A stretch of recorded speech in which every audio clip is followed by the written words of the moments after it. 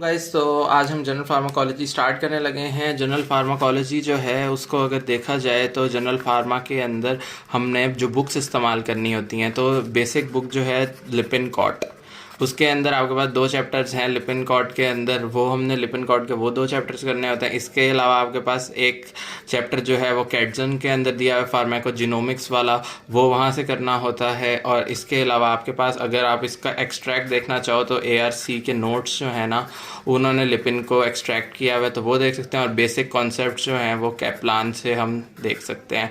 तो ये 4 चीज़ें होती हैं। इन चारों को मैं इंशाल्लाह कोशिश करूँगा कि अपनी वीडियोज़ के अंदर एक ही जगह पे एक फ्लो के अंदर लेकर चलें इंशाल्लाह, तो उस तरह आप लोगों को आसानी रह जाएगी। तो सबसे पहला चैप्टर जो होता है जनरल फार्माकोलॉजी जो है ना, इसके अंदर आपके पास 2 चीज़ें आ जाती हैं। एक आ जाती है आपके पास फार्माकोकाइनेटिक्स और एक आ जाती है फार्माको डायनामिक्स। अब डी आ रहा है डायनामिक्स के अंदर, तो याद रखो कि इसके अंदर आपके पास जो ड्रग है ना वो आपका डी ड्रग में आ रहा है और डी फार्माकोडायनामिक्स में।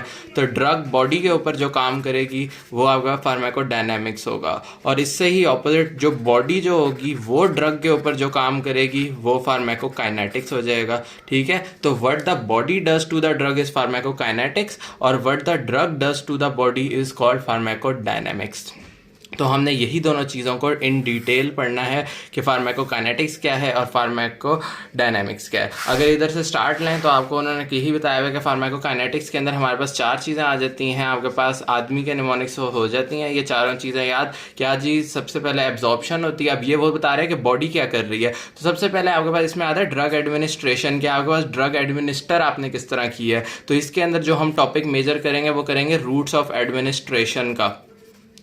उसके बाद आपके पास अब वो ड्रग आपने अंदर दे दिया, तो उसके बाद उसकी एब्जॉर्प्शन होगी प्लाज्मा के अंदर। एब्जॉर्प्शन के बाद उसकी क्या होगी, आपके पास टिश्यूज़ के अंदर डिस्ट्रीब्यूशन होगी। उसके बाद फिर उसके आगे क्या होगा, मेटाबॉलिज्म होगा, और मेटाबॉलिज्म के बाद बाकी जो बच जाएगी वो एक्सक्रीशन होगी। तो इस तरह करके मैं बताता हूँ कि ये आदमी का निमोनिक हमने इस फार्माकोकाइनेटिक्स के अंदर करना है। तो ये सारे के सारे क्या हो जाएगा, हमारा एक बेसिक ओवरव्यू सा हो गया है। अब हम अगला जो मेजर टॉपिक सबसे पहले करेंगे वो होगा रूट्स ऑफ एडमिनिस्ट्रेशन का।